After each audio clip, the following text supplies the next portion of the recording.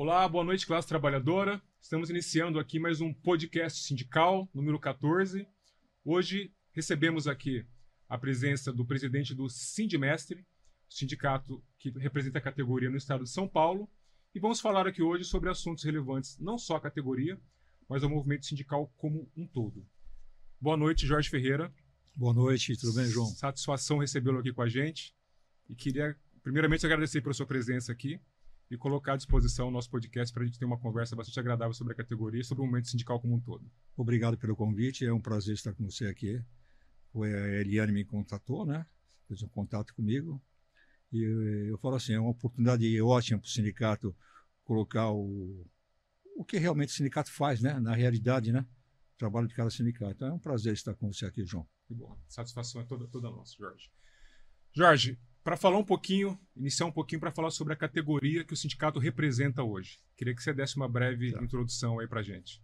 O nosso sindicato ele foi criado em 1940. Nós vamos fazer 85 anos agora em dezembro, né? 85 anos? 85 Pode anos. dizer que é um dos sindicatos mais antigos, então, que a gente tem hoje? O texto ainda tem mais quase com 95 anos por aí. Tem. Tá, aqui o sindicato nosso, ele contar um pouquinho de história bem breve, vai. Ele nasceu por quê? Ele é um sindicato administrativo do setor têxtil. Todo nível administrativo do setor têxtil pertence ao nosso sindicato. Vamos supor, tem um sindicato, um exemplo eu vou dar para você. Sindicato Têxtil de Sorocaba. Então, tem o têxtil da produção de Sorocaba e dentro dessa categoria tem um sindicato administrativo que é o mestre contra mestre. Então, na mesma base, tem dois sindicatos. Mestre contra mestre, só tem um, que é o nosso, que é estadual. Então, eu negocio com o sindicato de Sorocaba, com o sindicato de Americana, com o sindicato de Nova Odessa, o sindicato de São José dos Campos, no geral, quando negociamos o acordo coletivo junto, né? Então, é um sindicato com 85 anos, praticamente, né? É um sindicato voltado ao nível administrativo, que a gente luta, porque tem aquela história assim, vamos falar na realidade. Tem um pessoal da produção e tem um chefe, tem um encarregado, o líder, o supervisor, que comanda esse pessoal. Se o pessoal não gosta muito, né, como diz outros, ele nasceu por causa disso. Porque antigamente, lá nos anos de 1938, 35, essa faixa que eu chamo do Matarazzo, que era forte nessa área, tinha as assembleias de sindicato para tirar uma negociação para poder levar para o patronal, para levar para as empresas. Então, o pessoal da produção, às vezes, não estou criticando ninguém, é como nasceu o sindicato. É história, né? É história, e não é com E, é com H, né? Com H, exatamente. Com H. Então, tinha as assembleias, então o pessoal falou, olha, tem um encarregado lá que ele é puxa-saco da empresa, esses termos que eu usava, olha, ele está aqui para olhar o que está acontecendo. Aí o pessoal administrativo falou, espera um pouquinho, nós somos todos trabalhadores, nós temos uma assembleia que nós estamos falando da categoria têxtil, não estamos falando de cada categoria. Então a gente vê que a gente é achincalhado, às vezes é colocado em xeque, porque nós somos a nível de administração da empresa. Sem nós, a empresa não funcionaria. Aí criou-se uma associação dos mestres e contramestres em 1939. Em 1940, formou-se o sindicato. Era sindicato dos mestres e contramestres das indústrias têxtil do estado de São Paulo, do estado de São Paulo. Era assim só. Não tinha líderes, supervisores, depois que foi feito. Porque antigamente, o mestre e contramestres, ele era o cara de mando numa tecelagem. Ele era o encarregado, ele era o mecânico, ele era tudo, né? Era o mestre contramestre. Por isso nasceu o mestre contramestre, ficou até hoje. Por isso que é Sindimestre, né? Só que, é claro, você estendeu as categorias, você colocou líder, supervisor, pessoal de escritório, cargo de chefia, gerentes, fica tudo englobado no nosso guarda-chuva, do Sindimestre. Então, quando você negocia no patronal, tem duas pautas. Tem a pauta que negocia com a produção, e junto vai o mestre contramestre também. Tanto é que a nossa convenção coletiva era separada, né? Negocia-se junto com o pessoal da produção. Só que na hora lá é separado. O sindicato mestre contramestre e o pessoal da produção. Quando nós negociamos no patronal, até eu estava falando com a Eliana antes, a Eliane, logo nós começamos a mandar as pautas já, o patronal, para abrir, porque a negociação da database é novembro, né? Então já está na hora de começar a negociar, tirar as pautas, para a gente chegar num número adequado, né? E fazer as assembleias também. Então, ele nasceu mais ou menos por causa disso aí, João. A ideia foi essa. Então, separou-se os sindicatos. Tanto é que eu tenho hoje, eu já tenho um pouquinho de janela nesse meio aí, eu conheço todos os sindicatos do Estado de São Paulo, assim, químico, metalúrgico, e aí por aí vai. O pessoal às vezes fala para mim, ô Jorginho, Pô, pudesse montar um sindicato também administrativo para nós também, que eles enfrentam esse problema também, né? Até hoje tem Tem esse problema ainda. Que o seu encarregado vai numa assembleia, aí o pessoal fala, tá vendo? Ó, o cara é. Tudo bem, o cara é chefe, ele estudou para aquilo, cara. Não tem o pessoal ser Mas contra o encarregado. Um trabalhador também. Claro, né? ele é um trabalhador, ele não é dono da empresa, ele é um trabalhador. Do mesmo jeito que o trabalhador braçal ele é mandado embora, o administrativo ele é mandado embora também. Ele não tem cargo de confiança, esse cara não pode ser mandado nunca embora, não. É o primeiro que vai, né? Quando tem os BO nas empresas, o primeiro que vai é o administrativo. Exatamente. Então, ele nasceu quase isso aí. Então, eu luto para a minha categoria mesmo, e nós negociamos assim, breve relato, nós negociamos com 5 sindicatos patronais. Nós negociamos com o Sinditêxtil, que é São Paulo, tá? Que é na Marquês de Itu. Aí vem o Cietex, que fica na Fiesp. O Sindicordoária, que é Fiesp também, fica na Fiesp. O Cimesp também, que é malharias e meias. Tá? Depois eu negocio ainda com o Sinditec de Americana, que é exclusivo para aquela região. Americana, Sumaré, Nova Odessa, uma parte de Campinas ali também. Então, o Sinditec representa esse pessoal, o patronal, né? Americano, porque antigamente era tudo Sinditêxtil. 5 sindicatos patronais. 5 sindicatos patronais negociamos. São 5 convenções coletivas. Tá? Então, você vê a responsabilidade que eu tenho, né? Queira ou não queira, você fala, hoje nós temos no Brasil 1.700.000, 1.400.000, 1.500.000 trabalhadores no Brasil. Da categoria. De todo a cadeia têxtil. Isso envolve o quê? Chão de fábrica e escritório. Não, chão de fábrica, escritório e mais também, confecção, costureiras, em tudo. A cadeia têxtil, nós estamos falando. Tá, têxtil. Muito tá? mais amplo. Então, quando você vem para São Paulo, que com essas modernizações desses maquinários todos, né, que tem por aí agora, então reduziu muito. Você entrava antigamente numa tecelagem, não sei se você já entrou, nunca, mas se você buscar no YouTube, tem. Você entrava numa tecelagem, você tinha 50 teares lá dentro. Tá? Você tinha 50 cabecinhas lá e mais um pessoal que era para emendar fio. Hoje você entra numa tecelagem moderna, você não vê ninguém, cara. Você vê uma cabecinha de vez em quando, dando uma olhadinha, que as máquinas automaticamente dadas emendam o fio, faz tudo automaticamente. Então, reduziu. Uma empresa que tinha 100 dentro de uma sala de tecelagem, hoje tem um, cara.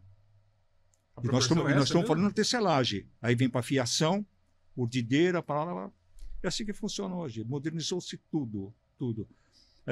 Eu estava falando para vocês agora aí, que eu tive para o Japão, agora em julho, fui lá pela Toyota Boshoko. Aí nós fomos num restaurante com o pessoal lá que levou nós. Você acredita, cara? Eu não tinha visto isso ainda. Tinha visto em filme por aí, mas não acreditava. Você tira o pedido na mesa, quem traz é um robô. Traz para você o prato, lá você retira, aperta o botão, ele volta, você pede a conta, ele vem trazer a conta para você e ponto final, cara. Para você ver a que ponto nós estamos chegando. Claro que as montadoras hoje, você vê, vamos falar um pouco de montadora, esses YouTube que você vê aí, para você fabricar um carro hoje, não precisa mais aquela quantidade de gente. É só robô, cara. Tem fábrica na China que já é 100% robô, né? Então, para você ver, nós estamos caminhando para isso. Então, você vê, como eu tenho contato com... Em São Paulo, nós temos no máximo 400 empresas têxtil, sem costureira, sem nada. Têxtil, nós estamos falando. Que faz fio, faz o tecido, faz o índigo, faz o seda, e inclusive tem aquela que é em Bastos também, que ela fabrica o tecido de seda, né? Que só exporta. Né? Então, nesse meio aí, para você ver o que a gente enfrenta, né? O que a gente enfrenta. É um desafio, então. Um desafio grande. Então, você vê, quando nós negociamos, você não está negociando com uma empresa tal, negociando geral, né? Caso que eu falei para você há pouco. Tem empresas que não seguem a convenção coletiva. Elas fazem o quê? Elas seguem o acordo coletivo. Eles fazem porque o acordo coletivo... o acordo coletivo ele tem que ser igual ou melhor com a convenção coletiva. Não pode estar abaixo. Né? Não pode estar abaixo. Ele acha que, se eu fizer um acordo coletivo, eu posso dar alguma coisa a mais para o trabalhador que a convenção não beneficiou. Porque, às vezes, o patronal em si, ele busca o melhor para uma categoria inteira deles. Vamos supor, como eu falei, são 1.700 trabalhadores, a gente só perde 1 milhão e 500 mil trabalhadores no Brasil, a gente só perde para a construção civil. Só para a construção civil. Em São Paulo reduziu muito, por quê? Eu volto a falar, por causa dos maquinários, tudo que... essa automatização que teve. Avanço da tecnologia. Nós tínhamos aqui em São Paulo, na época, mais de 40 mil empresas nós tínhamos. Hoje nós temos, acho que com uns 27 mil empresas, vai? Empresas. Tá, mas assim, são pequenas tudo, mas no nosso setor em si, a empresa grande mesmo que tem, umas 400, vai. Umas 400 empresas no estado de São Paulo. Tá. Aí o que acontece? No nosso setor, nós acreditamos que deve ter praticamente, acho que uns 40 mil da minha base, no estado de São Paulo, buscando tudo, né? O administrativo, o pessoal de escritório, uns 40 mil. Tá? Que ainda assim é uma base, pode ser considerada uma base grande. Uma base grande, né? Mas é que eu falo, às vezes, o trabalhador vai ter acesso a isso aqui que nós estamos falando hoje, não vai ter? Sim. Então, você, trabalhador, você não pode esquecer do seu sindicato que luta por você. Nós negociamos uma convenção coletiva para você. Tá? Vocês têm que acompanhar a política do Brasil, como é que anda, vocês veem a situação que está. A bola da vez sempre é o sindicato. A bola da vez é o sindicato, sempre. Então, por isso que eu falo, o trabalhador tem que valorizar o que ele tem. Às vezes eu falo para o trabalhador, você já pensou se não tivesse sindicato? Você sentar numa mesa para negociar direto com o patronal? O que seria? A gente vê aí por aí como é, né? E você vê como que ia ser, né? Quase passamos por isso, né? Então, não vamos nem falar em política, que eu não gosto de ficar nesse assunto, mas a gente já viveu uns pedacinhos meio complicados aí. Porque o patronal, é claro, ele vê o lado dele, vê o lado da empresa. O trabalhador é a segunda opção. Eu falo assim, é a segunda opção. Você vê, o nosso piso da categoria é muito baixo, é R$ 1.700 hoje, cara. E tem empresa que cumpre isso daí. Tudo bem com o administrativo, ele sempre ganha mais que isso, claro, administrativo. Mas eu também vejo o outro lado também, cara. Sim. O que o trabalhador faz hoje com R$ 1.700, meu amigo? Que seja R$ 2.000 hoje. Acho que para nós aqui, um piso ideal para a categoria texto em geral, deve ser R$ 3.000, cara. Porque um pai de família que ele paga um aluguel, ele depende de condução, cara. Isso é coisa de louco. Exatamente. Não entra na minha cabeça daí, um trabalhador. Se ele ganhar R$ 1.700. Você viu o salário de São Paulo aqui, o piso de São Paulo, acho que já está 1.812, alguma coisa assim, o piso do governo do estado aqui. Então nós estamos abaixo, agora que nós vamos acertar, que nossas negociações é agora, né? Nossa data base é novembro, então nós vamos acertar isso aí tudo, ver se conseguimos alguma coisa a mais. Que eu falo sempre assim, o sindicato não quer enfiar a faca no pescoço da empresa, porque se a empresa fechar, é posto de trabalho que vai embora. Exatamente. Nós não queremos isso. Nós queremos melhorar a vida de todo mundo, inclusive do empresário também. Que é o equilíbrio, né? Claro, tem que ter um equilíbrio. A gente às vezes leva até sugestões. Às vezes o pessoal até fala comigo, poxa, Jorge, você é patronal, né? Não é que eu sou patronal, às vezes eu converso direto com os donos das empresas, com os gerentes, que é minha categoria, o gerente é minha categoria, né? Supervisor é minha categoria. Então eu converso com eles, então eu falo, vocês têm que melhorar isso aqui, dá uma melhorada para o trabalhador aqui, o braçal lá, o da produção, que esses aí que tem que tocar a empresa também. Tudo bem, o administrativo, ele precisa do administrativo, claro, uma empresa sem foco, não é nada também, né? Você precisa ter alguém que administra aquilo, né? Construído a várias mãos. Não, né? claro, então você vê, então a gente sofre, você vê, nossa convenção coletiva, nós temos 58 cláusulas. Que eu falo, aquilo lá é o direito do trabalhador. Tá ali. Quando ele mandar embora de uma empresa, ele busca aquilo ali. Ó. Exatamente. Então. E aí entra o ponto importante que você acabou de citar, que eu sempre gosto de reforçar todo episódio. É repetitivo, mas aquela velha máxima de que o óbvio tem que ser dito, né? Claro.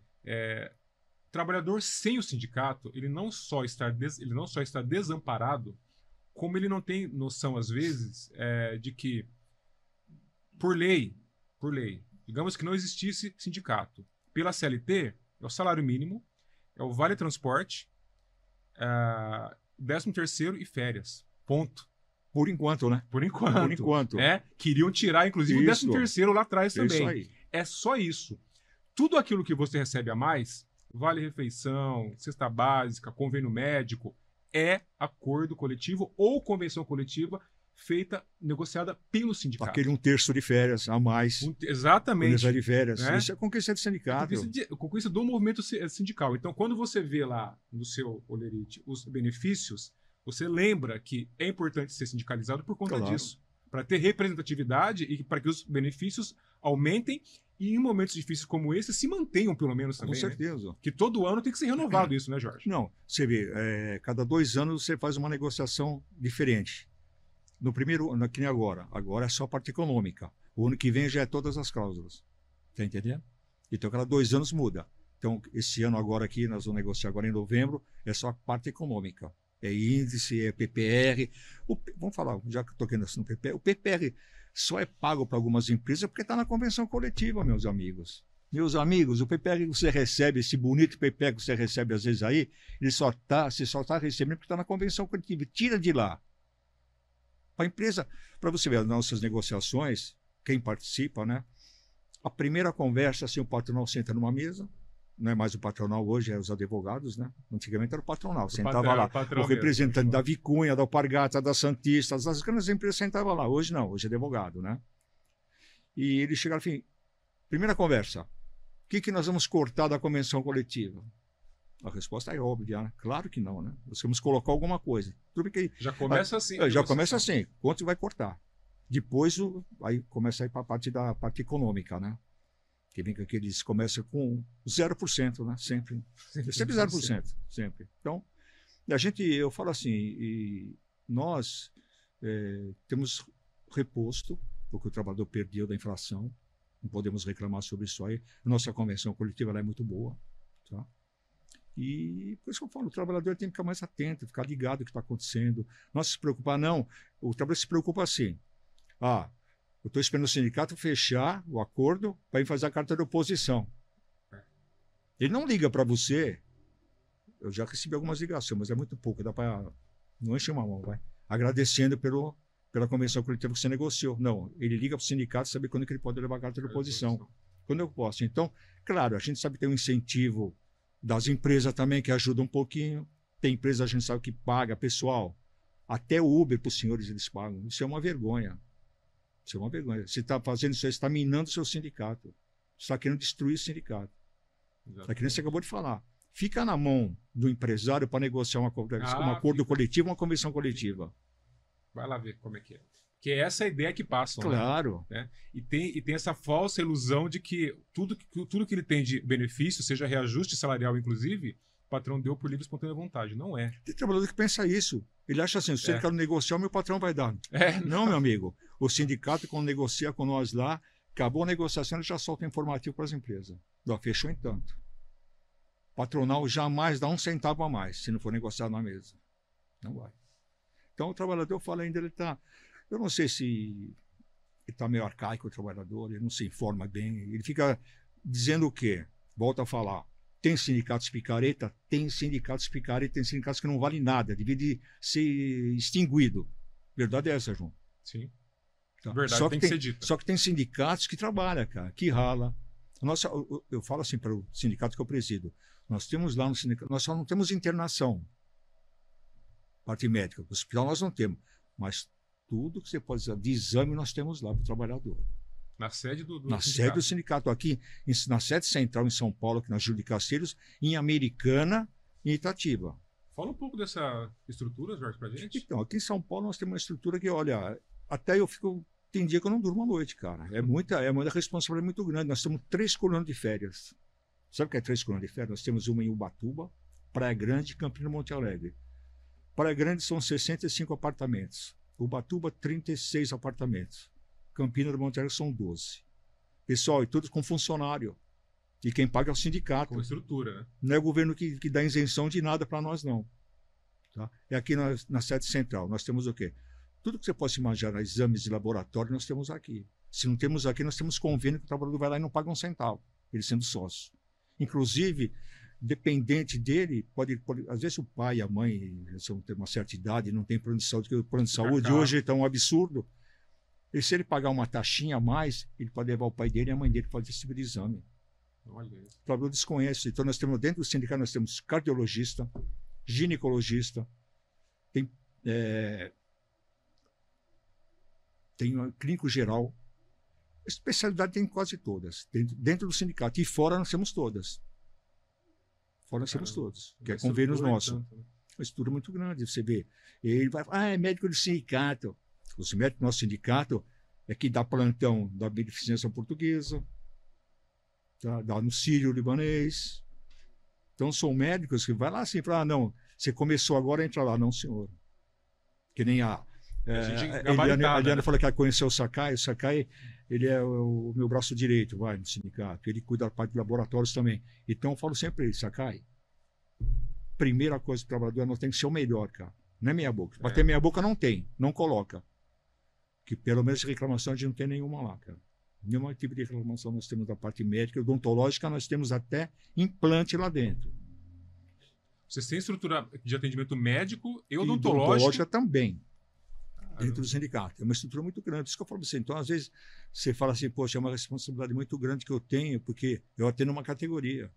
Tá? Sim. Você viu esse meu besta lá, essas novelas que tem, a outra foi envenenar lá, pô, a nessa da outra lá. Meu sindicato, eu penso isso também, isso aí, cara. Alguém pode fazer alguma coisa lá, não pode acontecer isso. Tem que ficar atento a tudo isso aí. Sim, sem dúvida. Tá? Porque a nossa categoria, ela que paga o sindicato, sim, tem que ser o melhor para ela. Sem Aquele que é sócio, que ele vai lá e tem que ser bem atendido lá. E assim, lá não é aquele SUS da vida. Ah, eu quero marcar uma consulta para o ginecologista ou para o eletro, para o cardiologista amanhã.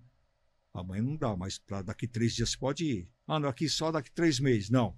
Daqui 3 dias está lá já. Convênio é 30 dias Então, se for bom ainda. Então, lá você marca na semana, cara. Você marca na semana.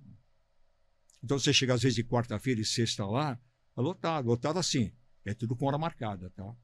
É tudo com hora marcada. Não tem nada a ver. Você vai lá, você pode ir esporadicamente acontecer algum acidente, mas é tudo com hora marcada, tudo planejado. Tá? Não é aquela loucura que você vai ver.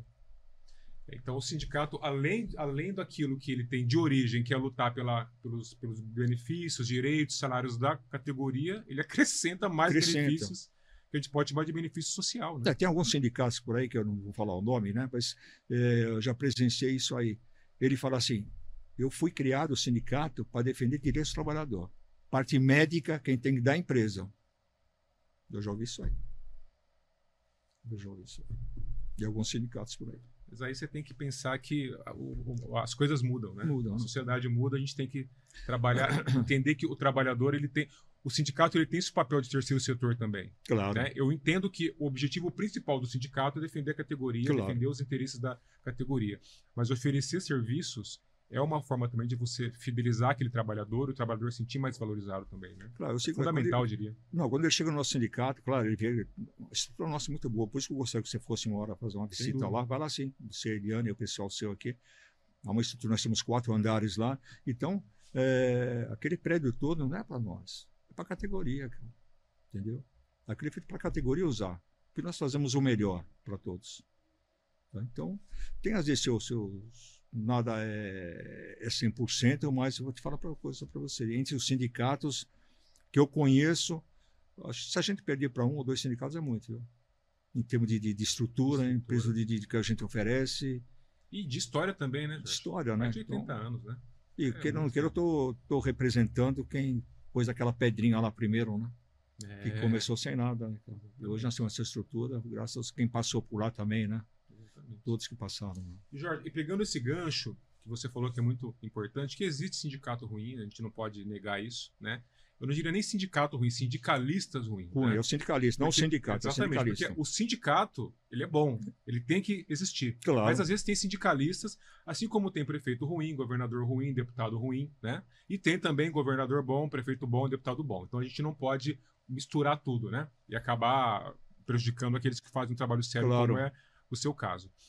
Diante desse desafio que a gente tem, né, que a gente sabe que a grande mídia trabalha dia e noite, né, para minar a confiança dos trabalhadores junto aos sindicatos, as empresas idem, que a gente sabe que um sindicato enfraquecido é uma categoria consequentemente enfraquecida e aí se perde, a gente sabe como.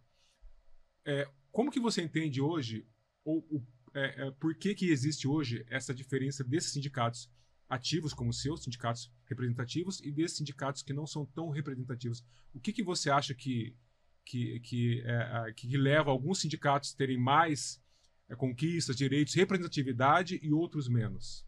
Eu acho que faltou um pouco de, vamos falar que é de experiência, mas um pouco de visão lá na frente. Que quando eu cheguei no sindicato, eu era da suplência, o sindicato não fazia um folheto sequer. Para nada, não mostrava o que fazia. Aí eu falei, pera um pouquinho, tá alguma coisa errada aqui, né? Isso é básico, né? Aí você vai bater de frente, cara. Você vai bater de frente com o presidente, com o secretário. Eu falei, tá errado isso aqui. Eu falei, você tem que fazer alguma coisa. Vamos mostrar o que nós fazemos aqui. Tá? Vamos mostrar para o trabalhador, o sindicato existe por isso. Aí começou aí. Por isso que eu falo assim, então você tem que enxergar um pouquinho lá na frente, cara. Mostrar por categoria, mostrar, nem que fala, vou malhar em ferro frio. Não, você não vai malhar em ferro frio. Tá? Carta de oposição. De novo, vou tocar nesse assunto. Quando começou essa enxurrada de carta de oposição, eu fui o primeiro a falar, o seguinte, eu peguei mais um rapaz que estava no sindicato, falei, vamos comigo. Nós íamos nas empresas e falamos, ok, tivemos isso aqui de carta de oposição. Vamos reunir uma comissão de trabalho, vamos fazer o seguinte, vamos trocar essas oposições aqui, você fica sócio do sindicato. Você não precisa fazer mais carta de oposição. Combinado? Você vai ter direito a coluna de férias, você vai ter direito a médico, que nós tínhamos pouco, hoje tem muito mais, a estrutura aumentou muito. Você vai ter isso aqui, direito a isso aqui. E você vai ser sócio do sindicato. Esquece, você não precisa mais pegar fila de nada, fazer oposição. Então isso o pessoal me chamou de louco naquela época. Você é louco. Você vai fechar, espera um pouco. Tinha sindicatos não, os representantes de sindicatos que falavam que associado era prejuízo para o sindicato. Porque eles via com a contribuição sindical, que era um dia de trabalho, mais o associativo, e tinha sindicato que cobrava o confederativo também. Eram 3 contribuições. Tá? Então, eu falei, pera um pouco, está errado isso aí. Está errado. Vamos mostrar o que nós fazemos aqui. E lá na frente, o pessoal me criticou, me xingou, não. Eu fui e fiz. Hoje, graças a Deus, nós temos essa estrutura. Volto a falar. Nós temos, nossa chapa, são 24 representantes sindical, nossa chapa de diretoria. No sindicato só tem eu e o tesoureiro. Eu prefiro ter, Jorge, no mestre contra mestre, eu prefiro ter funcionários que corram comigo. Cara. Sim. Eu não quero chegar para uma pessoa e falar, amanhã nós temos que levantar às 5 horas da manhã, para eu estar em Americana, numa reunião às 8, ele falar, não posso. Está entendendo? Então, vai de conta que você falou. Então, não é o sindicato, são quem representa o sindicato. Você tem que ser aquilo lá, você tem que ser o bambambam no que você faz, você tem que ser o melhor no que você faz. Não vai fazer meia boca. Não faça isso. Você fala assim, eu vou numa reunião, numa empresa, vou lá o que acontecer. Não faça isso. Não vá. Não vá. Você desmoraliza a sua entidade e o trabalhador vai te cobrar lá na frente, cara. Então, eu sou dessa opinião. Às vezes o pessoal fala para mim no sindicato, você é louco, né, cara? Você viaja a semana inteira, só de sexta que você fica no sindicato. Meu amigo, eu vou lá, porque tem coisas que eu levei 10 anos para manter um bom relacionamento com uma empresa. O dia que eu não for, vai uma pessoa, em 5 minutos ele põe tudo a perder. Exatamente. Entendeu? Exatamente. Então, isso é gestão também. Né? Eu tenho uma responsabilidade grande com a categoria e com a entidade que eu represento. Tá? Então, às vezes eu sou criticado. Você é muito Caxias. Não sou Caxias. Eu trabalho. Eu trabalho. Mas isso é uma coisa que você até comentou isso em off com a gente, né? Que o pessoal tem aquela coisa, sindicalista é vagabundo, não sei. Gente, a gente atende alguns sindicatos há 15, 20 anos e o presidente me liga de sábado e domingo, que está trabalhando, sábado e domingo. Né? E eu atendo, porque eu também estou trabalhando. Claro. É o que você falou, né? Você tem aquela coisa de você precisa contar com as pessoas. Então, sábado e domingo, às vezes até brincou, desculpa te incomodar, João. Não, bora lá, vamos sábado e domingo. Então, a gente sabe como o momento sindical trabalha. A gente que conhece, que está no meio, sabe. Você acabou de falar, acorda às 5 horas da manhã para estar numa reunião 8 horas em Americana. Então, a gente sabe como é que as coisas funcionam. Mas tem que ser dito e tem que ser visto pelas pessoas também. Né? Por isso que uma comunicação eficaz e eficiente para o sindicato é fundamental, especialmente nos dias atuais, né? Claro. Que a gente tem as redes sociais, que a gente costuma brincar que é o novo chão de fábrica, né? E que é o meio de se comunicar com os trabalhadores e dar visibilidade ao trabalho do sindicato, que é fundamental e importantíssimo. Então, que eu falo assim, eu não vou generalizar essas coisas de sindicato. Claro, tem sindicatos que eu conheço também, que os caras lutam também. O cara corre também junto comigo. A maioria, Jorge. Então, que às vezes, o pouco, aquele que faz as coisas erradas, nós que vamos pagar por aqueles caras. Os caras falam assim, sindicato, falou em contribuição, o sindicato é bandido, é ladrão. Espera um pouquinho. Vê o que você tem lá na entidade para você. Uma consulta hoje, vamos falar que um cardiologista hoje, eu não pesquisei, mas deve ser, é R$500, R$600 uma consulta de cardiologista. R$35 por mês você paga da associativa, você vai lá, você tem uma consulta gratuita, cara. Só aí você tem uma economia. Então, e você... Um ano de contribuição não paga uma consulta. Então, porque eu falo, então a pessoa tem que enxergar direitinho, sabe? E ver antes que acabe isso. Às vezes eu falo, será que seria melhor sem sindicato, o trabalhador? Ou se estariam na mão do empresário hoje? Tem empresários que, eu conheço muitos aí que é de pai para filho. Eles levam aquilo à risca também. Mas o empresário é empresário, cara. Ele quer ver o lucro dele. Não tem jeito. Tá? Então, por isso que eu falo, o trabalhador tem que olhar para a sua entidade sindical. Não importa se é mestre contra mestre, se é Sorocaba, Campinas, tá, o metalúrgico, o químico, eu conheço todo esse pessoal. Valorize o sindicato que você tem. Valorize. O que é importante é isso, valorizar o sindicato. Tá? Exatamente. E não ficar só criticando. Vai lá, bate no sindicato, olha, eu tenho uma ideia tal para dar para vocês aqui. Vai lá. Às vezes você marca a assembleia, vai lá, sei lá, vai bastante gente na assembleia, só que a maioria que vai não, e nem sabe o que ele está fazendo lá às vezes. Nós queremos ver opiniões, né, sugestões, né, mudar, Sim. né. E através de críticas também, se claro, as críticas forem produtivas, né? A crítica é algo que se constrói. A hora que Exatamente. às vezes você está no mesmice ali, eu acho que está tudo certinho, e não está. Alguma coisa está errada. É importante a crítica. É claro, não é só elogio, não. Eu não espero só elogio. Sim. Que a crítica faz eu acordar. Sim. A crítica também faz eu andar direito. Assim que funciona. Jorge, e ainda nisso, né, que a gente tocou agora aí do acordar às 5 horas da manhã para estar numa reunião às 8, trabalhar os sábados, domingo, Caxias. Hoje a gente está num debate intenso aí da escala 6x1, que é hoje a escala que atende a maior parte das categorias, isso, né? E com um projeto de lei aí para uma escala 4x3, que no final a gente sabe que para ficar 5x2, que a gente entende que, a grande maioria entende que é o ideal, né? O que você pensa sobre isso? Eu acho ainda que vamos falar a nível patronal, não está preparado para isso. Não está preparado para esse, vamos supor, ou uma escala de 4x2, ou 4x3, ou 5x3, 5x2, por causa que ele vai mexer em alguma coisa patronal, cara. Ele vai mexer no seu quadro. Porque uma empresa, a maioria do setor têxtil aí, eles trabalham com caldeira. Caldeira você não pode desligar ela para ligar vamos supor, se desliga na sexta-feira para ligar na segunda-feira. Não funciona assim. A caldeira nunca desliga. Você não desliga o maquinário desse aí. Tem maquinário que você não desliga. Se desligar, vai complicar a sua produção. E para você fazer isso, você vai ter que aumentar um turno. Para aumentar um turno, ele vai aumentar. Eu sei que eu já discuti com o empresário isso. Eu vou ter que aumentar meu produto. O valor do meu produto. E aí? Eu estou com dificuldade, que a China, vamos falar que é da China, eles enfiam hoje, João, você compra de meio metro de tecido a 50 mil metros. Os caras importam para cá, traz aqui, põe nos galpão. Você fala que preciso de meio metro de tecido. Tá bom, tá aqui mesmo. Preciso de 50 mil metros. Tá aqui. Dia seguinte é na sua fábrica. Como é que você vai competir? Nós temos problema de competição com a China, com outros países também aí. Acho que foi em 2008, muitas empresas quase quebrou a crise que nós tivemos no setor têxtil. Então, quando eu vejo esse tipo de situação, olha, 5x3, 5x1, eu já conversei com o Jorge, para nós não funciona isso aqui. Se entrar isso daí em vigor, eu prefiro eu fechar a fábrica. Porque eu vou ter que aumentar meu produto. Meu produto já está no mercado aqui, eu não consigo quase vender no que eu tenho aqui. Que o produto da China, entre queira ou não queira, é mais barato. E antigamente a gente fazia daquela época das camisas, não sei se você vai lembrar disso aí, aquelas camisas de R$5 de seda que vinha, que você lavava, ela entortava tudo, né? Sim. Hoje, meu amigo, não tem mais isso. Tudo de primeira que vem de lá. Vem com a sua etiqueta, você entra num podcast assim lá com o pessoal da China lá, você põe lá, fala que era uma camisa igual essa aqui, eles modelam na sua frente, assim, você está lá, de lá para cá, vem para você, é isso que você quer. O que você quer, que estampa você quer colocar nela? Essa daqui. Que nome você quer que dá? Essa aqui. Tá. Um mês está aí, 50 mil peças para você.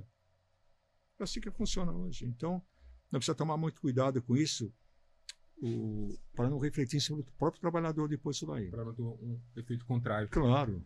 Alguns especialistas, inclusive eu vi recentemente o dono da rede de óculos Chili Beans, um trecho de um podcast, ele falando porque as lojas dele basicamente é shopping, né? Então trabalha escala aí.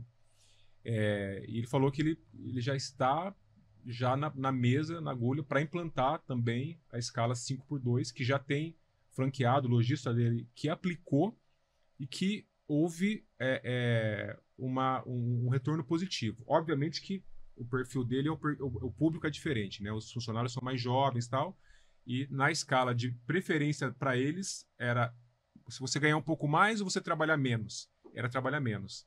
Isso a gente vê que é um fenômeno dessa geração também, né? É uma geração que ela não é como a nossa geração que nasceu nos anos 60, 70, início de 80, que a gente, né, se submetia a qualquer carga horária de trabalho para a gente pagar os boletos. Essa geração é uma geração que entende que isso não é tão importante.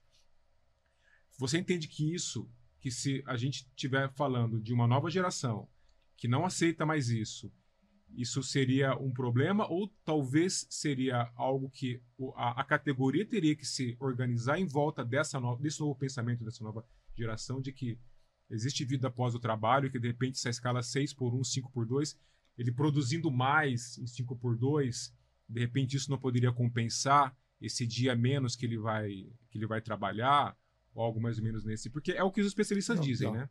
Tem empresas que têm ainda hoje a escala 6x2.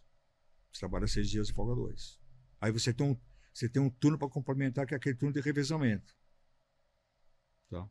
É aquele turno que vai lá substituir aquele pessoal que ficou em casa. Não para, a fábrica não para. Aqui tem produção. Quando você fala do óculos, é comércio. Né? Pessoal de shopping você vê, tem os horários aí, já estão tentando ver se não trabalha mais os domingos, mas aí é uma coisa que eu acho que vai atrapalhar algum meio desse meio. Minha preocupação qual é que é? É afetar o trabalhador em geral. Porque hoje, eu vou nas empresas da têxtil e ele fala, poxa, Jorge, a mão de obra está difícil, cara. Eu tenho uma placa lá para admitir 20, eu não consigo. Cara. O cara vem aqui, ele faz a ficha num dia, no outro dia não aparece mais. Não vou criticar, mas essa juventude que está vindo aí, ele não quer ficar preso dentro de uma fábrica. Ele não quer ficar 8 horas trancado lá. Eu não sei o que vai acontecer. Quando eu falei para você dos robôs de restaurante aí, substituindo os garçons, eu tenho muito medo disso aí, cara. Muito medo. Porque vai chegar uma hora, as empresas vão começar a se modernizar tanto que vai ficar meia dúzia de gato pingado lá dentro que administra aquilo aí, pronto. Eu não preciso mais de ninguém que produz nada. Nossa máquina produz sozinha e acabou. E aí? Nós vamos ficar com um monte de gente, sabe que vai ter emprego para todo mundo? Você vê, as empresas estão buscando pessoas hoje acima de 40 anos já. Porque não encontra. Não encontra. O pessoal não quer mais ficar trabalhar 8 horas, não quer trabalhar. Parou de trabalhar de sábado, então, meu amigo, é um caos. Tem uma empresa aqui que ela tem São Bernardo, tem Caçapava, tem em Minas, Camanducaia e Lavras, parece que é alguma coisa assim lá. A gerente me ligou de lá. Falou, Jorge, eu preciso de 300 pessoas. Você tem algum panorama para isso? Alguém para me indicar? Eu falei, não tenho. Eu falei, tinha que os indianos, os nigerianos que estão vindo. Tem uma comunidade para isso aí. Ele falou, olha, eu vou tentar. Só que eu falei com a outra, falou, tentei, mas foi inviável. Essa quantidade de gente eles não conseguem para a gente aqui. E é multinacional. Precisa de 300 pessoas. Não consegue. E as outras que tem por aí, que nem em Americana, a mesma situação. Uma empresa têxtil de lá falou, Jorge, eu não consigo, onde eu preciso de meia dúzia, não consigo, cara. Os caras não querem mais trabalhar o dia inteiro. Normal, na semana ainda vai, até sexta-feira. Foram trabalhar de sábado, que eu vou falar, a maioria da têxtil ainda, que tem lá, que tem tingimento, tudo, você não pode parar. Eu lembro que eu fui funcionário da São Paulo Alpargatas, eu trabalhei 25 anos lá, na parte de engenharia. Tinha uma máquina, ela chamava VAT, ela tingia o índigo. Ela tinha 15 metros de altura, mais ou menos, e tinha 10 caixas de tingimento, depois ela lavagem, tingia o índigo, o fio. Se ela parasse 1 minuto, o som era 14 cordas. Se ela parasse 1 minuto, ela manchava tudo. Um minuto, sabe, no deslocamento, alguma coisa, faltasse energia, alguma coisa, por isso que tinha gerador, tudo, manchava. Ali você calculava, acho que era mais de 5 quilômetros de corda. Porque ela fazia, a corda fazia isso, ela subia, vinha para oxidar. Vamos supor, ela atingia o fio azul aqui, ela subia, ele ia oxidando, ela descia verde, aí ia para outra caixa, saía para cá. Para você ver. Então, você precisa tomar cuidado quando a gente fala aí a operação da fábrica em si. Como vai funcionar isso aí? Se eu tenho gente que para fazer essa substituição, o 6x1, 6x2, antigamente era assim, era 3 turnos. A alpargata era 3 turnos. Tá? Então, não parava. Não parava. E é engraçado porque a gente tem uma mudança, eu não digo não só geracional, né? Que a gente está falando de gerações diferentes, distintas, mas uma mudança do próprio mercado. Eu me lembro quando eu tinha 14, 15 anos, eu fiz Senai, por exemplo. Também.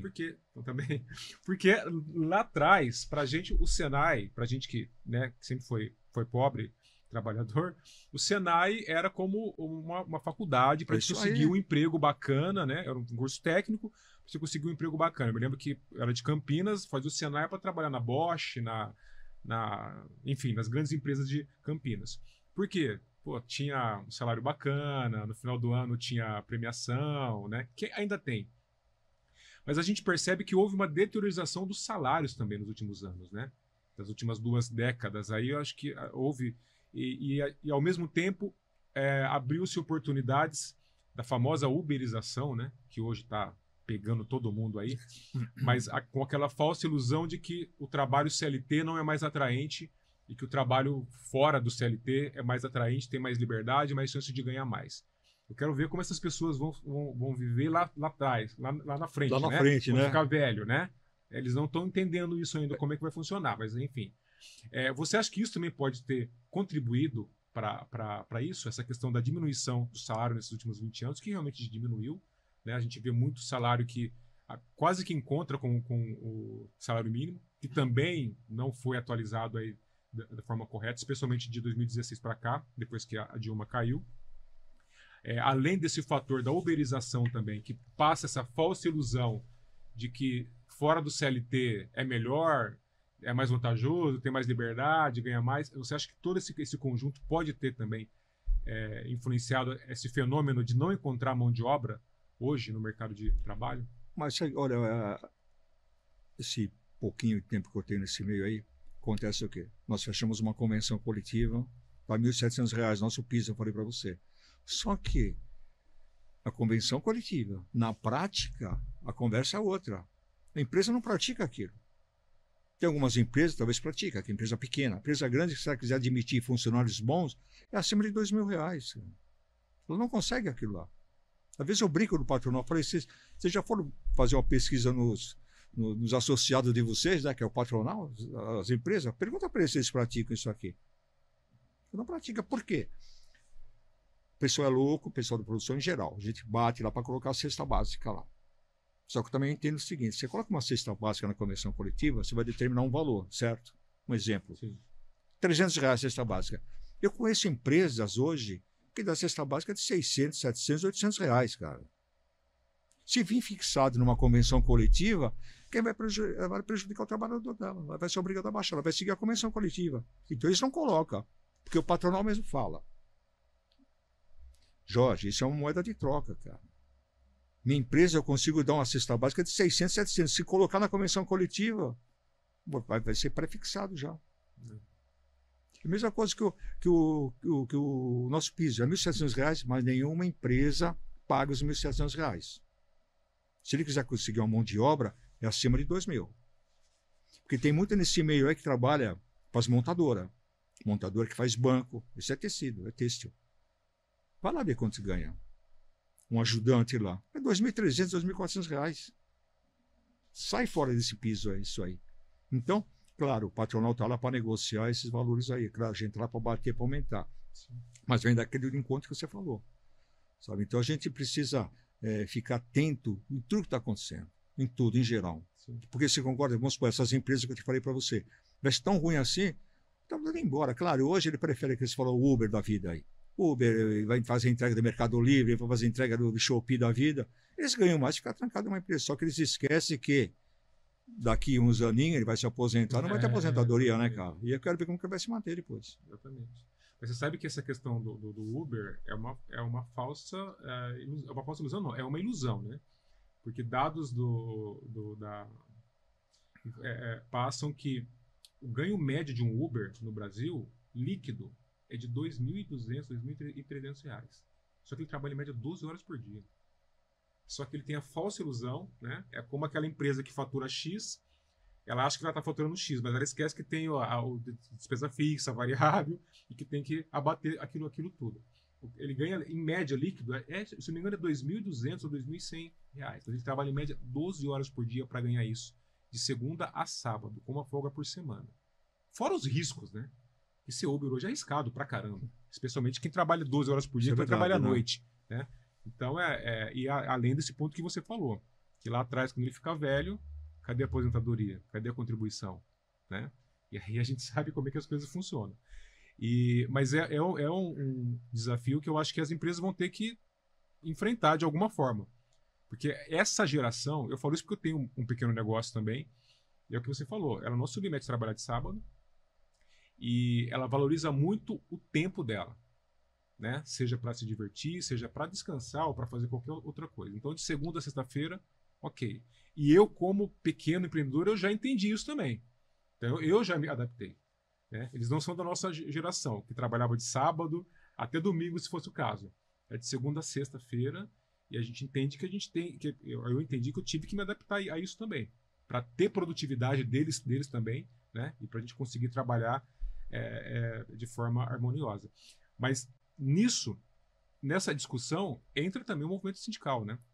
Para entender, junto com as empresas e com a classe trabalhadora, o melhor acordo ali, né? Não, claro. Justamente para que fique bom para ambos, né? É por isso que eu te falo, às vezes tem empresas que ela sai da convenção coletiva, ela prefere fazer um acordo coletivo, porque se tem alguma coisa melhor para o seu trabalhador. Porque aqui você fica engessado. Sim. Você pode dar, tudo bem, sem problema nenhum. Tanto é que o patronal, quando nós estamos negociando, eles mandam uma nota para todas as empresas do setor têxtil para não abrir negociação com os sindicatos. Para seguir a convenção. Seguir a convenção. Só que tem empresas que falam, se eu seguir a convenção, eu não consigo contratar ninguém. Então, vou fazer um acordo coletivo com o sindicato. Eles mesmos vão enfraquecendo o setor deles, o patronal. Porque tem empresa que não concorda com aquilo lá, com aquela convenção coletiva.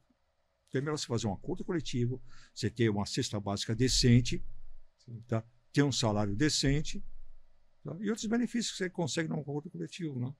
Jorge, e muitas vezes, essa questão do salário, você consegue hoje, sem nenhum problema jurídico com isso, por exemplo, eu posso trabalhar com piso salarial, né?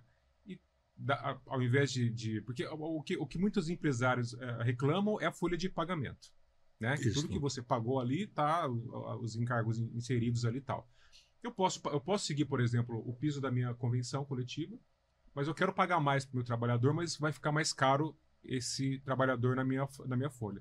Eu posso dar para ele um vale-refeição maior e fazer um acordo com o sindicato? Pode. Uma cesta básica maior? Pode, sem problema nenhum. Não vai estar na folha, mas não deixa de ser não, claro. Um valor mensal. Hoje tem empresa que prefere dar a cesta básica, ela, em vez de ela dar no cartão, ela dá a cesta física. Tem cesta física que eu te falo, eu não aguento levantar ela, cara. Vem duas cestas, vem uma de produtos alimentícios e vem uma de limpeza. Uma cesta daquela em qualquer mercado, aí você não faz por menos de R$500, cara.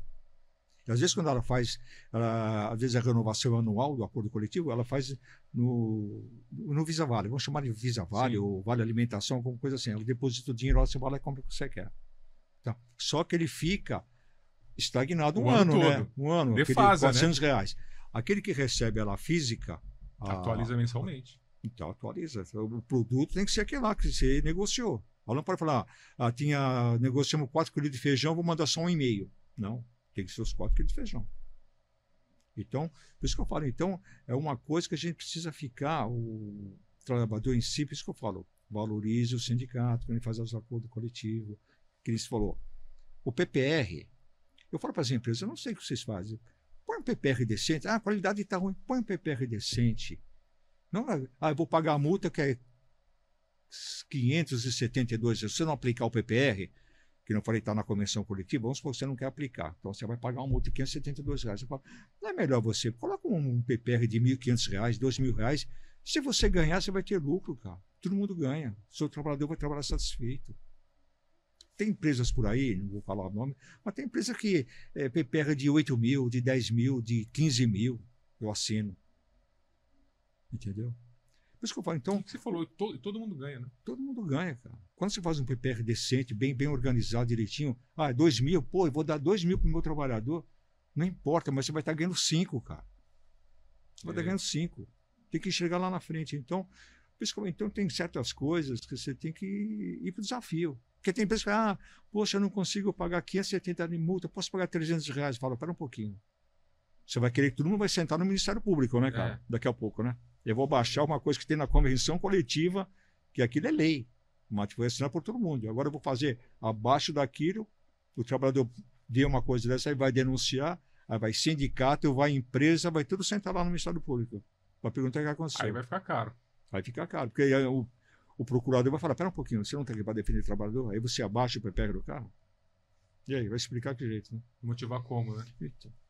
Mas aí, ainda nessa linha, a gente tem agora que eu acredito que vai ser aprovado, que vai ser mantido, ainda falando em renda, né? A questão da isenção para quem ganha até 5 mil reais e até 7 mil vai ter ali uma diminuição também, né? Você entende que isso também para o movimento, para a classe trabalhadora, é algo que vai fazer eu acho uma que diferença eu bastante. acho, João, que é muito pouco ainda, viu?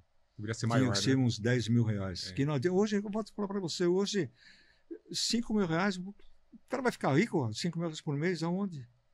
Fala do governo também começar a enxergar outro lado da moeda, não é só arrecadar, não. Ser mais ousado, né, nisso aí, né? Então, você vê o quanto o governo, a gente não vai falar nisso aqui agora, mas o quanto o governo arrecada, cara, para distribuir verba. Para aquele monte, tem uns lá ali, ó, vou te falar uma coisa, cara, um monte de vagabundo, a verdade é isso aí, aquele congresso lá, o que a gente viu essa semana passada aí, Vergonha. desculpa de eu falar, cara, se é um país aí mesmo sério, esses caras já tinham ido embora de lá. Tinha. Não podemos continuar com isso aí. Esse desafio contra nós, é contra a população, não estou falando de um grupo não, cara, é a população que está chegando aí, cara. A gente vai falar que é para os seus filhos aí. Meus filhos já estão tudo criados mesmo, mas quem está chegando agora no mercado, cara, essa situação que nós estamos vivendo, você não sabe o que vai acontecer amanhã. Sabe? Isso que eu falo, tinha que ser a política tinha que ser bem ousada aí. O pessoal pode me criticar o que for, mas se não fosse vamos chamar o Xandão, vai. Nós estávamos na roça, cara. Esse cara peitou todo mundo, cara. Exatamente. Esse cara peitou todo mundo. Senão você sabe muito bem que já tinha acontecido com nós, cara. Jaz uma república. Nós não estávamos falando sobre isso aqui, sobre sindicato hoje. Não, exatamente. Então, eu acho que assim, o governo deveria abrir mais, vamos supor, no imposto de renda aí, sei lá, põe para R$ 10.000 isso daí. E R$ 10.000 hoje, o trabalhador, pô, desconta, você já paga tudo, pô. Você já paga tudo. Você já paga tudo. Paga tudo porque a gente é tributado no produto. No produto, então. No produto, no serviço e não na renda. Em tudo você paga. Você. Exatamente. Então, eu não tenho um problema que vão taxar 50%. Fala o seguinte, abastece o mercado interno, então. Abaixa o preço. Abaixa o preço. Exatamente. Abastece o trabalhador, dá mais opção para o trabalhador consumir coisa boa. Mandar para fora, porque vamos consumir nós aqui. Que com dá, preço né? acessível que dá, hein? Que dá, né? Que dá. Mas eu vou vender em dólar, eu vou ganhar mais, né? Isso é ganância, né? Ganância com o nosso dinheiro. Com o nosso né? dinheiro. Porque o agro faz muito isso. O agro tem benefício fiscal absurdo para produzir, ok. Mas manda tudo para fora. E nós ficamos com as migalhas aqui, né? Exatamente. As migalhas. Exatamente. Então... E isso é uma coisa, né? A gente vê essa briga, todo mundo, não, porque isso vai quebrar o governo, que essa isenção... Gente, que não vai ter de onde tirar. É lógico que tem. É só cobrar de quem deve ser cobrado. Claro. Né? Agora, a base da pirâmide, que é a classe trabalhadora, que carrega todo mundo nas costas, tem que pagar a conta sempre. Né? E a gente é um país que não cobra imposto de jatinho e avião, mas cobra o imposto de um Palio 2005. É isso aí. Né? Essa é a lógica. Então a gente tem que começar a entender que quando a gente entender que a gente está na base e que a gente que sustenta tudo isso e que a gente tem que falar, opa, pera lá, já está demais isso aqui, hein? Vamos começar a cobrar de quem está no topo da pirâmide, né? Aí, de repente, a gente começa a ver algum tipo de equilíbrio e algum tipo de justiça social que a gente possa sentir na pele. Porque dignidade é para todo mundo, né, Jorge? Não é só para quem está em cima, né? E a classe trabalhadora é muito digna disso. Não, você tocou no assunto, você vê. E PVA, nós pagamos PVA todo ano de carro, cara. Para que isso? E paga pedágio. Paga pedágio. De Por que não faz igual, já que quer copiar tudo, copia coisa boa, né? Parece que eu não sei, não fui a fundo, mas nos Estados Unidos parece que você compra a placa do seu carro, né? Acabou, põe lá. Você muda de carro, você leva a placa junto, é isso, né? Parece. E não paga sobre o valor do carro, é uma taxa, independente do valor do carro. Exatamente. Aqui você paga 3%, acho que é, né? Do valor do carro, alguma coisa, 5%. É 4%. 4%, São Paulo, então. Se não me engano, né? É um absurdo, cara. Tem coisa aí. É um absurdo.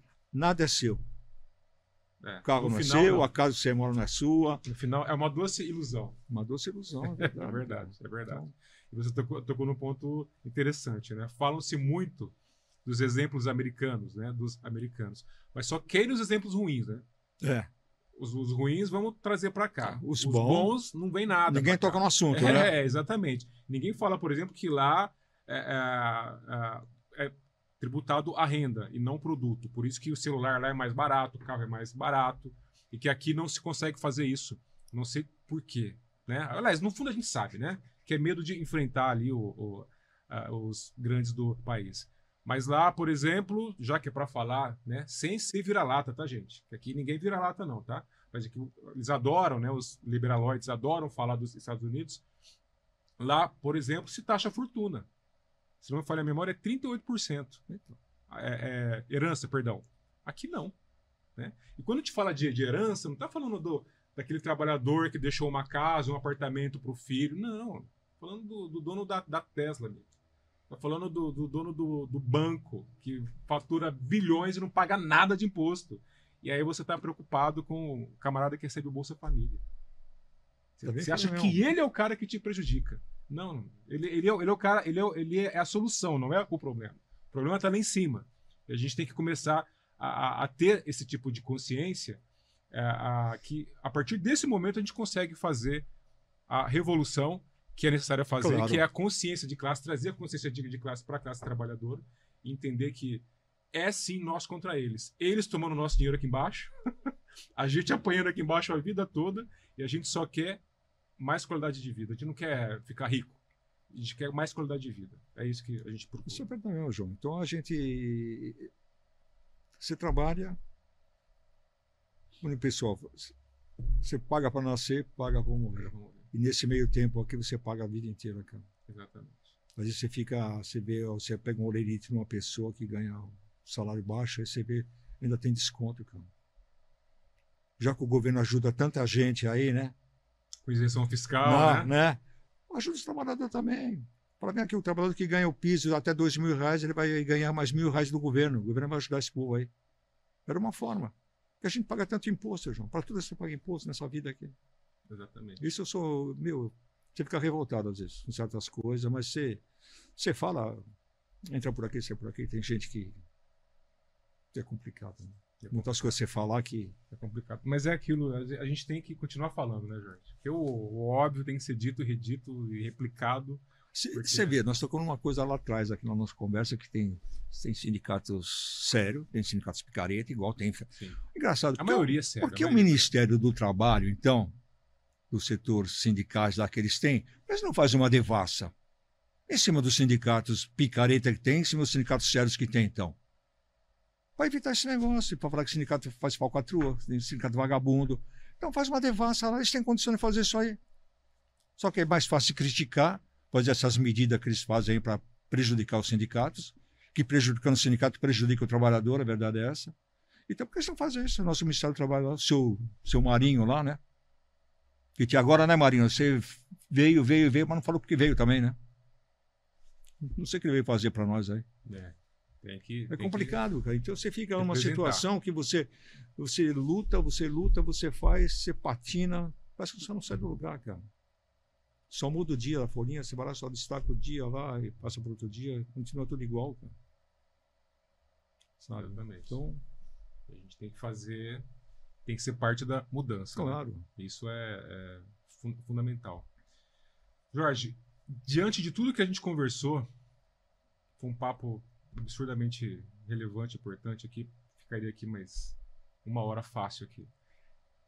Quais são os principais, ou qual o principal desafio do movimento sindical no momento atual do país, politicamente e socialmente falando?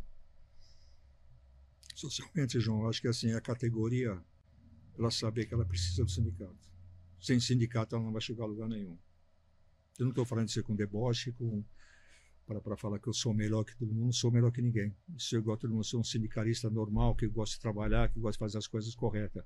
Só que o trabalhador também tem que estender um pouco sua mão para nós, sabe? Estender a mão para os sindicatos. Eu volto a falar, tem gente de quanto é tipo, mas valorize o sindicato de vocês. Eu tenho muita amizade com o Miguel, do Metalúrgico, adoro o Miguel, parceiro meu, o Serginho dos Químicos, Patá. Então, esse pessoal todo eu conheço, esse pessoal. Então, o pessoal que a gente vê que luta são exemplos para nós. Então, pessoal, comece a valorizar o que você tem ainda. O que você tem ainda. Porque daqui a pouco, eu não sei quanto vai levar isso aí. Eu espero que vai para a vida inteira, mas a gente não sabe. O Brasil é uma incógnita. Hoje está uma coisa, amanhã está outra, você fica na berlinda. Você fica em cima do fio da navalha, a verdade é essa. Os sindicatos hoje estão em cima do fio da navalha. Qualquer coisinha que vem por aí, o sindicato é culpado. O sindicato é culpado. É o bode expiatório de tudo. Né? Não, por isso que eu falo, trabalhador, valorize o seu sindicato. Valorizem, sim. Vai lá, dá opinião. Queira participar da diretoria do sindicato, para mudanças novas, entendeu? E eu acho que politicamente, de novo, não eu fico em cima do muro, não. Eu estou preocupado. Eu estou preocupado com a política do nosso país, onde vai parar. A gente já teve umas experiências aí passadas. Aí. Eu acho que estão demorando muito para a gente tomar uma... Nós, que eu falo, em geral, eu acho que é mais politicamente mesmo, tomar alguma decisão séria para a gente não ser uma Venezuela da vida, né, cara? Pelo amor de Deus, né? Acho que nós não merecemos isso, né? Por essa incompetência que passam por aí, né? Que eu falo que é incompetência, cara. Administrar um Brasil não é brincadeira. Nós temos praticamente, são... Cada cidade do Brasil parece que é um país, né? São Paulo é um país dentro de outro país, né? Tem PIB maior que muitos países. Então acho que está na hora do pessoal levar mais a sério essa política nossa, João. Eu acho que eu vejo muita coisa por aí, você fica enojado, sabe? Você se sente triste, fica chateado, porque você não sabe o que vai ser o futuro, cara. A gente não sabe. Você vê tanta coisa acontecendo do dia, então, do dia para a noite, aí você vê que o que acontece, você fala, pô, vou dormir com esse papel em branco, daqui a pouco você vira, tá preto, cara. Não é questão de racismo, mas eu falo assim, sim. Você não sabe o que vai acontecer, cara. Não sabe o que vai acontecer. Infelizmente, eu acho que eu deveria tomar uma decisão, pensar mais no seu povo. Isso eu falo para você. Eu falei para você agora porque eu estive no Japão, lá. Aí estava lá uma reunião com os bambambam, o gerente lá da Bochoco lá. Aí estava numa mesa. Aí falaram. Eu peguei e falei, posso falar agora? Falei, ó, vocês que são do primeiro mundo aqui, a gente entende que são do primeiro mundo, é top, a gente admira os senhores, mas vocês têm que saber que no Brasil é um povo lutador que tem lá, cara. Nós somos terceiro mundo, com muito orgulho. Só que a gente luta, levanta cedo. O que estraga nosso país, sabe quem são? São os políticos. Tá? Que nosso país não tem igual para ninguém. Esse povo que nós temos é um povo sofrido, é um povo que gosta de trabalhar. Aguerrido. Tem as suas dificuldades? Tem. Mas graças aos políticos. Eles gostam de caos, parece. Gostam de caos. Então, vocês ficam sabendo disso aí, falei para eles.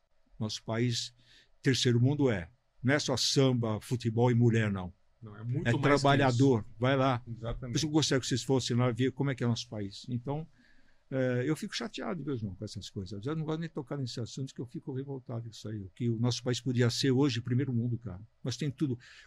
Quando você vem para cá, você fala, puta, graças a Deus que eu cheguei aqui, cara.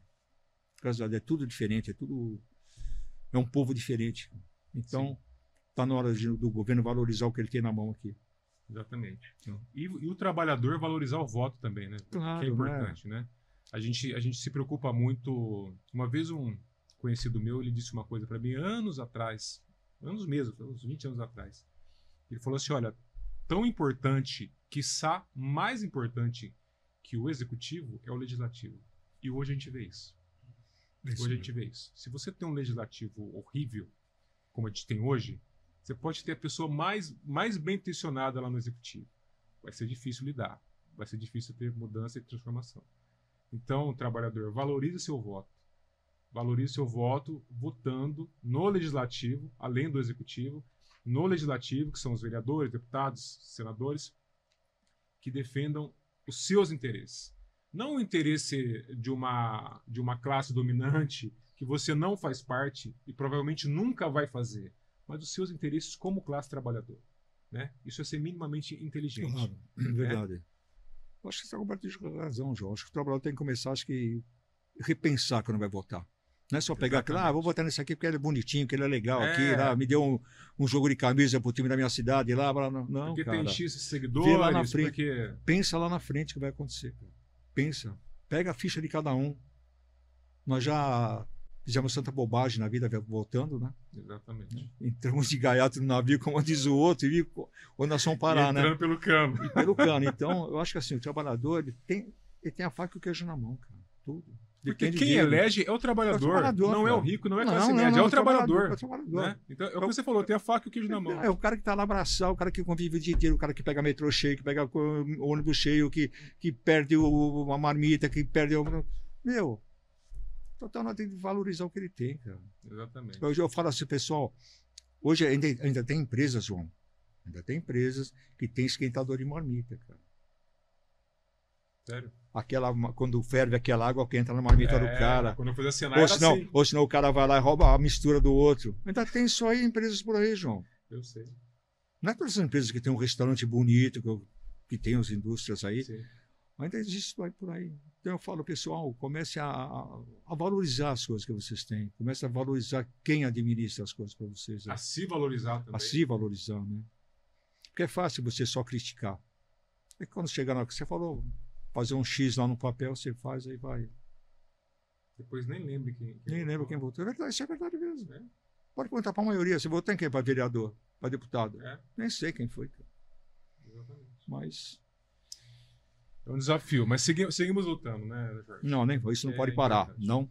Isso parar. É um lema que eu sempre trago comigo. Não para. Tem as dificuldades, tem as diversidades. Vai passando por cima, cara. Vai levando. Tem seu ponto de vista, que a maioria concorda, como você vai colocando em ponto, vai colocando em prática o que você faz, sabe? Então eu volto a falar isso, eu falo de boca cheia, eu tenho livre acesso nos patronais, tudo aí, o pessoal me respeita muito no patronal, que eu falei para você aqui, eu falo para eles também lá, não é porque eu estou na frente de um patronal lá que eu vou passar a mão na cabeça de ninguém, que eu não passo, porque eu acho que é assim, nós temos que se ajudar todo mundo. Sim. A empresa existir e o trabalhador também, cara. E se a empresa fechar, é trabalhador na rua. Exatamente. Para que haja equilíbrio, né? A gente sabe o que já aconteceu aí lá atrás, né? Então não vamos voltar a esse erro aí. A situação está difícil, tá? Mas vamos lá. Vamos buscar aí a fé em Deus aí, né? Que é o único que pode nos ajudar a esclarecer nossa mente. E vamos fazer a coisa acontecer, né? E seguir lutando, né? Mas é isso aí. Jorge, agradecer mais uma vez a sua presença aqui. Esse bate-papo super produtivo. Já fica aqui o convite para um próximo, já que não deu para a gente falar tudo aqui hoje, né? Não, obrigado a você, João, pelo convite aí, pela Eliana, que foi muito simpática, né, me convidar também. O Jailson, puto, é um amigão meu do coração, né? Jailson, um abraço pro Jailson lá. E parabéns pelo seu programa aqui, que você continua assim. Tragam mais pessoas assim, mesmo de sindicato, que você traz mesmo aqui, que é podcast sindical. Falar o seu ponto de vista e falar a verdade, né? Acho que aqui, o que eu falei para você aqui, não floreei nada, cara. Então eu falei, se quiser cortar, fazer alguma coisa, não, mas você. Olha, eu vou te falar uma coisa. Então, tem hora que às vezes não é que eu extrapolo, eu gosto de falar a verdade. Não, mas a verdade nunca é extrapolar, é sempre bem-vinda, né? E eu agradeço você mais uma vez pelo convite e parabéns pelo seu programa, que você cresça cada vez mais aí. Amém. Como diz o meu amigo Jair, estamos juntos aí. Estamos juntos. Importante apoio assim. Agradecer a você que acompanhou a gente nesse podcast de número 14. E já convidar você para o próximo. Seguir a gente nas redes sociais, no Instagram e no YouTube, dá uma força para a gente enorme. E continue seguindo a gente e acompanhando o nosso trabalho também. Um forte abraço a todos. Até a próxima.